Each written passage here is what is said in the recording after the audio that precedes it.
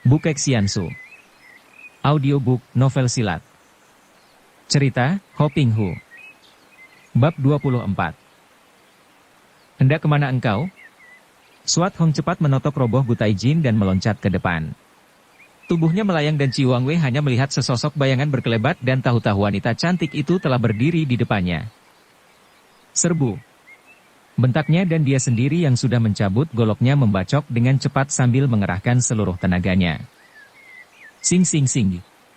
Bertubi-tubi golok itu menyambar dan kini anak buahnya juga sudah membantunya. Suat Hong cepat memutar pedangnya dan mengerahkan sinkang disalurkan kepada pedang itu. Cering-cering terang-terang-terang. Sebatang golok di tangan Ci Wang Wei dan 4 batang pedang terlepas dari pegangan pemiliknya, dan 3 orang pengeroyok roboh terkena totokan kipas perak di tangan kirinya. Melihat kelihayan wanita ini, bukan main kagetnya hati Ci Wang Wei. Dia sudah berpengalaman dan tahulah dia bahwa kalau dia melanjutkan, dia sendiri akan roboh di tangan wanita lihai ini. Maka jalan terbaik baginya adalah lari keluar untuk mengerahkan anak buahnya dan kalau perlu melarikan diri. Melihat orang yang hendak ditangkapnya itu lari, Suat Hong hendak mengejar, akan tetapi pada saat itu dia melihat tubuh gendut Gutai Jin sedang dibantu oleh beberapa orang meninggalkan tempat itu. Celaka, pikirnya. Dia harus dapat menangkap pembesar itu, kalau tidak, tentu akan sukar menundukkan semua orang. Maka dia lalu mengerahkan tenaga pada tangan kanan itu bergerak dan pedangnya meluncur seperti kilat menyambar ke depan. Terdengar jerit mengerikan dan tubuh Ci Wang Wei terjungkal ke depan, dadanya ditembusi pedang dari punggung dan dia tewas seketika. Suat Hong telah melompat dan tangan kanannya kembali sudah mencabut pedang, kini pedang milik Kwilun yang dicabutnya. Kipas di tangan kirinya merobohkan 4 orang pengawal yang tadi membantu Gutai Jin dan mereka roboh tertotok, kemudian sebelum pembesar itu sempat bergerak, dia sudah mencengkeramnya lagi, bahkan yang dicengkeram adalah pundaknya sambil mengerahkan tenaga. Auk, duh, ampun, lihiap. Gutai Jin berteriak-teriak seperti seekor babi disembelih. Hayo cepat suruh mereka semua mundur, bentak Suat Hong, kembali pedang telanjang ditekankan di tengkuk pembesar itu. Mundur kalian semua. Keparat. Kurang ajar kalian. Disuruh mundur tidak cepat mentaati perintah. Apa minta dihukum gantung semua? Mendengar pembesar ini dengan suara galak sekali, seperti biasanya membentak-bentak, semua pengawal dan anak buah Ci Wang Wei terbelalak ketakutan dan mundur. Apalagi mereka melihat betapa Ci Wang Wei sudah tewas. Para pelacur yang tadi melayani perjamuan itu, menjerit-jerit dan lari pontang-panting, kemudian bersembunyi di kolong-kolong meja dan belakang-belakang lemari. Suat Hong mendengar suara ribut-ribut di luar, suara pertempuran. Tahulah dia bahwa Kwilun sedang dikeroyok. Cepat dia menarik tubuh pembesar Gu keluar dari hotel, kemudian dengan mencengkeram punggung baju, dia membawa pembesar gendut itu meloncat ke atas genteng. Semua orang memandang heran melihat betapa seorang gadis cantik dan muda seperti itu mampu meloncat sambil mencengkeram tubuh seorang laki-laki bertubuh gendut dan berat seperti pembesar itu. Suat Hong masih mencengkeram punggung Gutai Jin yang pucat sekali wajahnya, menggigil kedua kakinya. Tentu saja dia merasa ngeri berdiri di atas genteng, di pinggir sekali. Terpeleset sedikit saja dia tentu akan melayang jatuh ke bawah, tubuhnya akan remuk. Selama hidupnya tentu saja belum pernah dia naik ke atas genteng. Akan tetapi karena dia ditodong dan merasa takut sekali kepada wanita perkasa yang mencengkeram punggungnya, dia mentaati perintah Suat Hong dan dengan suara lantang dia berteriak-teriak dari atas. Hai! Mundur semua! Dia melihat pasukan keamanan sudah berada di situ, dipimpin oleh Bong Chiang Kun, perwira yang mengepalai pasukan keamanan. Bong Chiang Kun, suruh semua pasukan mundur. Pada saat itu, Kwilun sedang mengamuk. Tadinya yang mengeroyoknya hanyalah para tukang pukul anak buah Ci Wang Wei dan dia sudah berhasil merobohkan belasan orang dengan tambang di tangannya yang kini sudah berlepotan darah. Akan tetapi dia kewalahan juga ketika pasukan keamanan datang. Pasukan yang jumlahnya hampir 100 orang itu tentu saja tidak mungkin dapat dia lawan seorang diri hanya mengandalkan segulung tambang. Maka dalam amukannya itu, dia sudah menerima pula beberapa bacokan senjata tajam yang melukai pinggul dan punggungnya, membuat pakaiannya berlepotan darah pula. Namun, sedikitpun semangatnya tidak menjadi kendur, bahkan darah di pakaiannya itu seolah-olah membuat dia makin bersemangat lagi. Melihat betapa atasannya berada di atas genteng dan mengeluarkan perintah itu, Bong Chiang-kun terkejut dan cepat dia mengeluarkan aba-aba menyuruh pasukannya mundur. Kui Lun ditinggalkan seorang diri, berdiri dengan kedua kakinya terbentang lebar, pakaian dan tambangnya berlumuran darah, gagah bukan main sikapnya. Sisa anak buah Chi Wang Wei tidak ada lagi yang berani maju setelah para pasukan itu diperintahkan mundur. Apalagi ketika mereka itu mendengar bisikan teman-teman bahwa Chi Wang Wei telah tewas oleh darah di atas genteng itu. Ketika Kui Lun melihat betapa Swat Hong telah berdiri di atas genteng sambil membawa Guta Ijin, diam-diam dia menjadi kagum bukan main. Kiranya gadis itu amat cerdiknya. Tahulah dia bahwa darah perkasa itu hendak menggunakan kekuasaan Guta Ijin untuk membasmi kejahatan yang merajalela di Leng Xiabun. Maka sambil tertawa bergelak dia pun melompat dan tubuhnya melayang ke atas genteng di mana dia berdiri di samping Swat Hong dan berkata mengejek, "Hong Moi, bagaimana kalau kita dorong tong kotoran ini ke bawah dan melihat perutnya berhamburan di bawah sana?" Jangan, aduh, ampunkan saya." Guta Ijin berkata memohon dengan rasa takut menghimpit hatinya. "Kalau begitu, hayo kau membuat pengumuman dan perintah, menurutkan kata-kataku." Swat Hong berbisik di belakang pembesar itu. Guta Ijin mengangguk-angguk, kemudian terdengarlah suaranya lantang mengikuti perintah yang dibisiki oleh Swat Hong. "Hai, dengarlah baik-baik semua pembantuku dan semua penduduk Leng Xiabun. Hari ini, dengan bantuan Kui Tai Hiap dari Pulau Kura-Kura, aku baru mengetahui bahwa di kota ini terdapat komplotan penjahat yang diketuai oleh hartawan Chiu Bo Jin. Mereka mendirikan rumah judi, hotel, pelacuran, dan rumah makan di mana terjadi segala macam kejahatan perjudian curang, pemaksaan terhadap gadis-gadis yang diculik untuk dijadikan pelacur dan penyogokan terhadap para petugas pemerintah. Sekarang Chi Wang Wei telah tewas. Anak buahnya akan diampuni asal saja mulai sekarang mau merubah watak dan tidak lagi melakukan kejahatan. Dan semua wanita yang dipaksa menjadi pelacur, akan dibebaskan dan dikirim pulang ke rumah masing-masing dengan mendapat bekal masing-masing 100 tael perak. Semua ini harus dijalankan sebaiknya. Kalau ada yang melanggar dia akan dihukum sesuai dengan hukuman pemerintah, dan selain itu, juga Kui Tai Hiap sendiri akan selalu mengawasi dan memberi hukuman terhadap mereka yang tidak mentaati perintah kami ini." Tiba-tiba terdengar sorak-sorai penduduk dan terjadi keributan karena beberapa tukang pukul yang pernah berbuat sewenang-wenang, tiba-tiba dikeroyok oleh penduduk. Sekali ini, para pasukan pemerintah tidak ada yang berani melindunginya para tukang pukul itu sehingga mereka mengaduh-aduh dan tidak berani melawan, mengalami pemukulan penduduk sampai babak belur. Dan para wanita pelacur yang berasal dari keluarga baik-baik dan yang dipaksa menjadi pelacur dengan berbagai ancaman dan siksaan, sudah menangis riuh rendah, menangis saking girang, terharu, dan juga duka. "Awas kau, Guta Hiap. Kalau sampai semua ucapanmu tadi tidak kau laksanakan, kami akan melaporkan bahwa engkau sebagai seorang kepala daerah telah diperalat oleh orang jahat dengan jalan sogokan, dan selain itu, kami akan datang kembali khusus untuk menyembelih lehermu." Swat Hong berbisik dengan nada penuh ancaman. Pembesar itu mengangguk-anggukan kepalanya seperti seekor ayam mematuki gabah. Ketika dia mengangkat muka memandang, ternyata kedua orang itu telah lenyap dan dia hanya berdiri sendiri saja di atas genteng yang begitu tinggi. Tentu saja dia menjadi ngeri sekali. "Bong Chiang-kun, tolong saya turun." Bong Chiang-kun telah melihat bayangan kedua orang itu berkelebat, maka dia lalu meloncat naik ke atas genteng dan membawa pembesar itu turun. "Bagaimana, apakah hamba harus mengejar mereka?" Bong Chiang-kun berbisik. "Hus! Bodoh! Masih untung kita." Pembesar itu berbisik kembali kemudian berkata lantang. "Hayo laksanakan perintahku tadi." Demikianlah, peristiwa itu menjadi semacam dongeng sampai bertahun-tahun di kalangan penduduk Leng Xiabun, dan betapapun orang mencari kedua orang pendekar itu, tak pernah lagi mereka melihat mereka. Memang Swat Hong dan Kui Lun telah melarikan diri dari kota itu dan melanjutkan perjalanan mereka dengan hati puas. "Hebat kau, Hong Moi," Kui Lun memuji. "Luar biasa sekali. Kalau tidak ada engkau yang membantuku dengan siasat yang cerdik itu, tentu akan lain jadinya.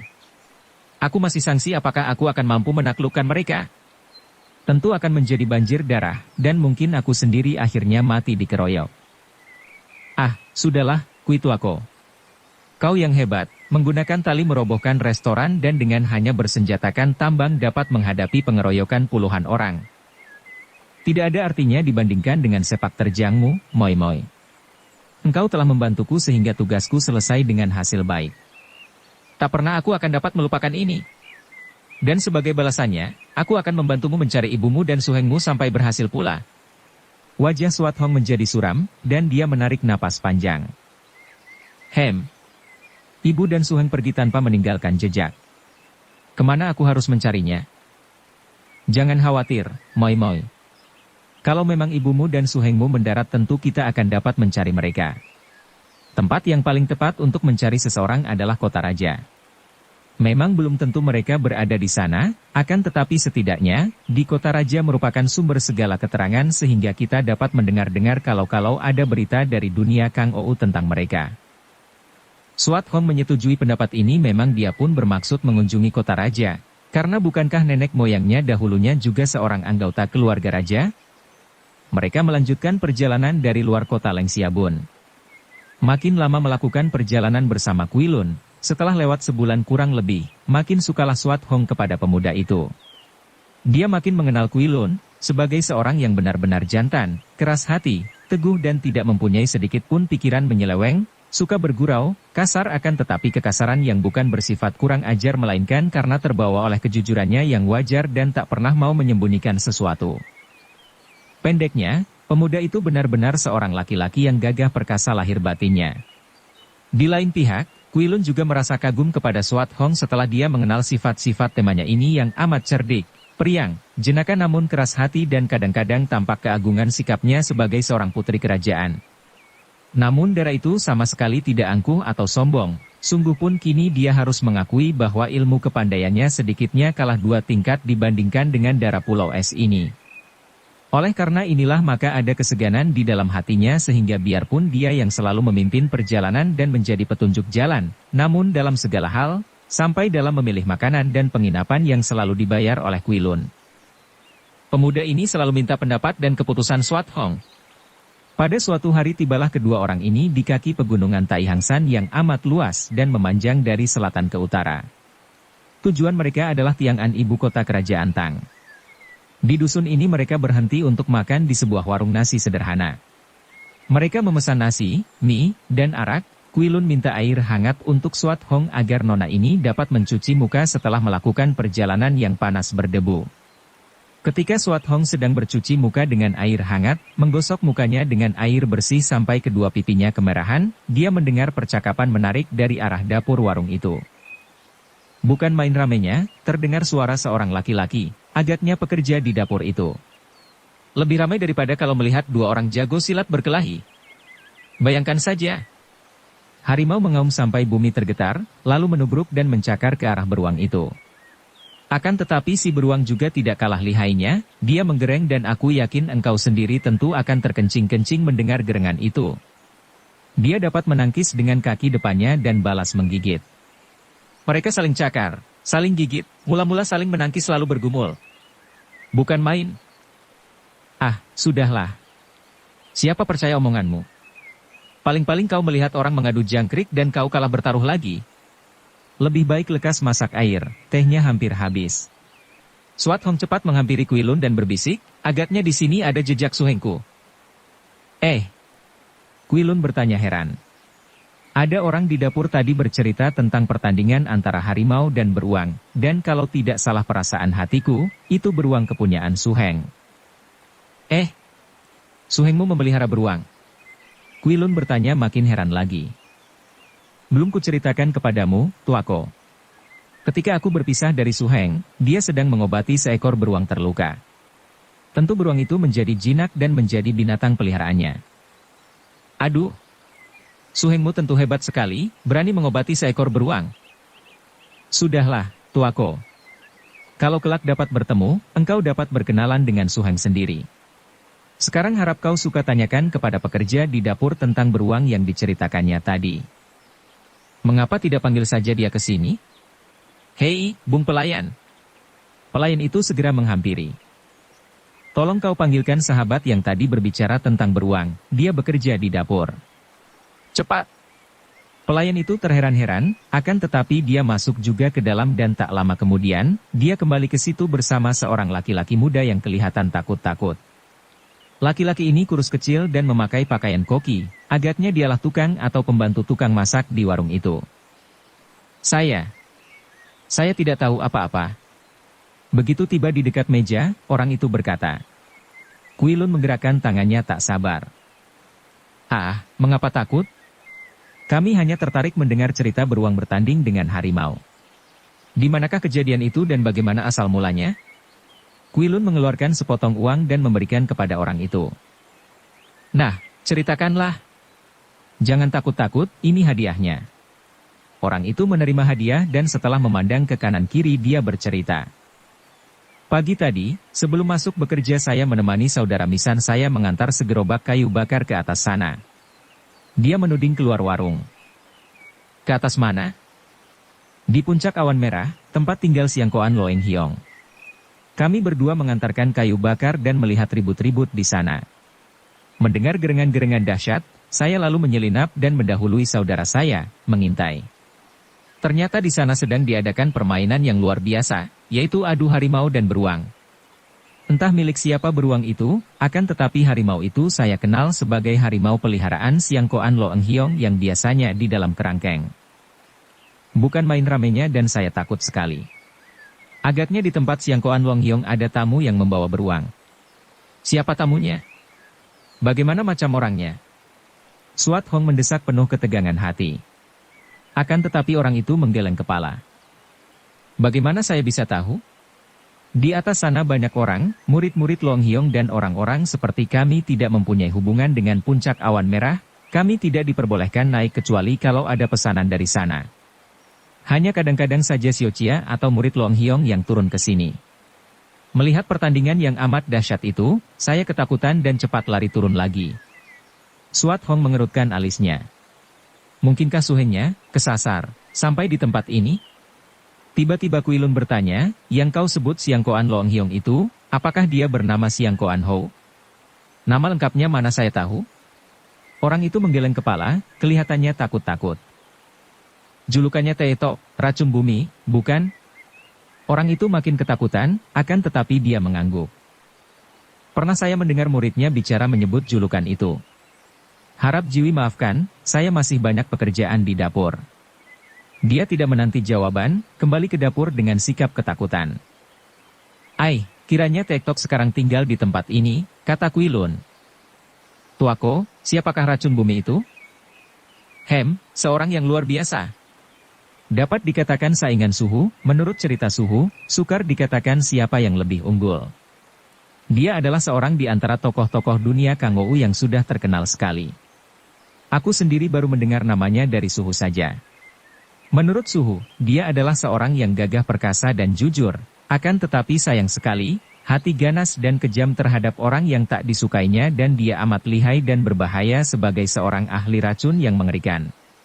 Karena itu julukannya adalah racun bumi. Sungguh tidak dinyana bahwa kita bakal bertemu dengan orang seperti dia. Kalau begitu engkau sudah merencanakan untuk mengunjungi puncak awan merah, Tuako? Tidak begitukah kehendakmu? Agaknya sangat boleh jadi beruang itu milik suhengmu. Hong Moi, karena di tempat tinggal seorang seperti Tektok, segala apa mungkin saja terjadi. Tentu saja amat mencurigakan dan hatiku tidak akan merasa puas kalau belum menyelidiki ke sana. Kalau ternyata suhengmu tidak berada di sana kita turun lagi karena aku tidak mempunyai urusan dengan Titok. Suat Hong mengangguk. Baiklah, kalau begitu mari kita berangkat.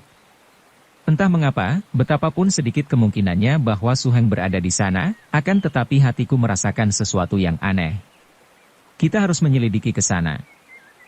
Setelah membayar harga makanan berangkatlah kedua orang itu ke puncak awan merah. Tentu saja diikuti pandang mata penuh keheranan dan kegelisahan oleh pelayan warung yang mereka tanyai di mana adanya puncak itu. Setelah mereka mendekati bukit dan tiba di lereng atas, tampaklah bangunan besar di puncak yang dimaksudkan itu. Mereka tidak mengerti mengapa puncak itu disebut puncak awan merah, padahal ketika mereka tiba di situ di siang hari itu, awannya tidak berwarna merah melainkan biru dan putih seperti biasa. Tuako, kedatangan kita hanya menyelidiki apakah Suheng berada di sana. Oleh karena itu, tidak baik kalau kita datang berterang, bisa menimbulkan kecurigaan orang dan kita tidak berniat mencari perkara dengan tokoh Kang Ou itu, bukan? Maka, Sebaiknya kita berpencar dan kau menyelidiki dengan memutar dari kiri, aku dari kanan, sampai kita saling bertemu dan kalau Su Heng tidak ada di sana, dan beruang itu bukan beruangnya, kita segera kembali ke dusun tadi dan bermain saja di sana. Baik, Hong Moy, dengan demikian, penyelidikan dapat dilakukan lebih leluasa dan lebih cepat. Mereka mendaki terus dan setelah tiba di luar pagar tembok gedung besar di puncak itu, mereka berpencar. Suat Hong yang mengambil jalan dari kanan menyelinap di atas pohon-pohon dan batu gunung. Tak lama kemudian dia mendengar suara orang dan cepat dia menghampiri dan mengintai. Apa yang dilihatnya membuat dia hampir berteriak saking kagetnya. Dapat dibayangkan betapa heran dan kagetnya ketika dia melihat Su Hengnya, Kwa Sin Leong, terbelenggu kedua pergelangan tangannya dan setengah tergantung pada pohon. Tubuh atas Su Hengnya itu telanjang dan hanya celana dan sepatunya saja yang menutupi tubuhnya. Sin Leong kelihatan tenang saja biarpun dahinya berpeluh, dan agaknya pemuda itu memang sengaja membiarkan dirinya terbelenggu, karena Suat Hong yakin sekali bahwa apabila dikehendaki oleh Su Hengnya itu, apa sukarnya membebaskan diri dari belenggu seperti itu? Tentu ada sesuatu yang aneh telah terjadi di sini. Suat Hong menahan kemarahannya yang membuat dia ingin menyerbu, dan dia memandang kepada orang-orang lain itu. Dua orang yang berpakaian seragam, memakai topi aneh, menjaga di belakang pohon dan tangan mereka meraba gagang golok. Seorang kakek yang tinggi besar, brewok dan matanya lebar, dengan marah-marah menghampiri Sin Leong, tangan kanannya memegang senjata yang aneh. Bukan senjata, pikir Suat Hong, melainkan tanduk rusa yang agaknya hendak dipakai sebagai senjata. Tanduk rusa seperti itu saja apa artinya bagi Su Hengnya? Yang membuat dia terheran-heran adalah melihat Su Hengnya berada di tempat itu dan mudah saja dibelenggu dan dihina. Apa yang telah terjadi? Seperti telah kita ketahui, Sin Leong meninggalkan Pulau Neraka bersama Ou Soan Chu, gadis Pulau Neraka yang hendak mencari ayahnya. Sebetulnya, mencari ayahnya ini hanya merupakan alasan yang dicari-cari saja oleh Ou Kong Ek, ketua Pulau Neraka.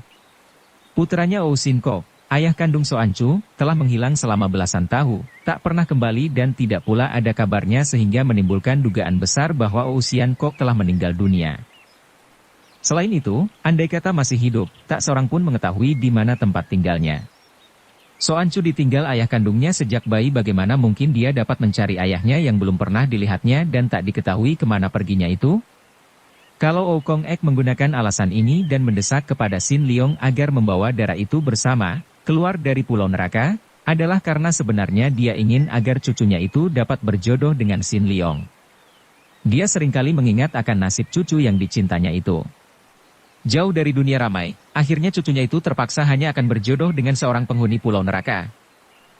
Maka munculnya Sin Leong untuk pertama kalinya itu sudah mendatangkan harapan untuk menjodohkan cucunya dengan pemuda itu.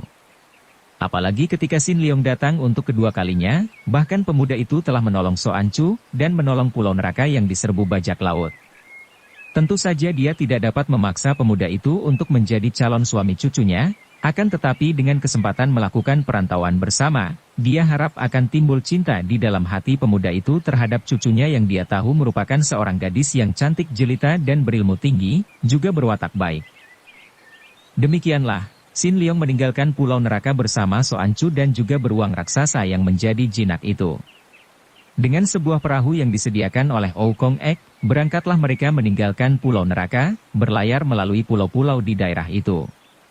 Akhirnya, karena tidak berhasil menemukan Suat Hong yang dicari-carinya, juga tidak tampak seorang pun manusia tinggal di daerah lautan berbahaya itu, Sin Leong mengemudikan perahunya menuju ke arah barat, ke daratan besar. Besar kemungkinan semua mendarat, dan kalau sampai belasan tahun ayahmu tidak pernah pulang dan tidak ada beritanya, juga bukan tidak mungkin ayahmu tinggal di sana, katanya kepada Soan Chu. Mari kita mencari jejak mereka di daratan besar. Soan Chu tidak membantah dan demikianlah, akhirnya mereka mendarat dan hanya beberapa hari lebih dulu dari pendaratan yang dilakukan oleh Suat Hong yang tersesat jalan dan mendarat jauh di selatan sehingga dia bertemu dengan Kui Lun. Karena dari pantai ke barat banyak melalui daerah yang sunyi, pegunungan dan hutan, maka adanya beruang bersama mereka tidak terlalu mengganggu benar. Pula, binatang itu sudah jinak sekali, bahkan dapat disuruh untuk mencari buah-buahan, pandai pula mencari air di dalam hutan yang lebat. Pada suatu hari, tibalah mereka di pegunungan Tai Hang San. Tanpa mereka ketahui, mereka tiba di lereng puncak awan merah, daerah kekuasaan Titok. Ketika mereka memasuki sebuah hutan besar, tiba-tiba terdengar auman harimau yang amat keras sehingga suara itu menggetarkan hutan. Mendengar auman ini, beruang menjadi marah sekali. Sin Leong cepat memegang dan memeluk binatang itu, khawatir kalau beruang itu akan lari dan berkelahi dengan harimau yang mengaum itu. "Hai! Ada harimau! Biar ku tangkap dia!" Xian Chu sudah berlari-lari membawa senjatanya yang aneh dan istimewa, yaitu sebatang cambuk berduri yang menjadi senjata kesayangannya di samping pedang. Dia tertawa-tawa gembira sehingga Sin Leong tidak tega untuk melarangnya. Dara itu masih remaja, masih bersifat kanak-kanak dan hanya kadang-kadang saja tampak kedewasaannya. Dia maklum bahwa gadis yang sejak bayi dibesarkan di tempat seperti Pulau Neraka itu, tentu saja memiliki sifat-sifat liar. Akan tetapi dia pun mengenal dasar-dasar baik dari hati Xuan Chu. Selain membiarkan gadis itu bergembira, juga dia percaya penuh bahwa ilmu kepandaian Xuan Chu sudah tinggi sekali, cukup tinggi untuk melindungi diri sendiri. Bersambung ke bab 25. Dukung kami dengan subscribe, follow, like, komen dan share. Terima kasih.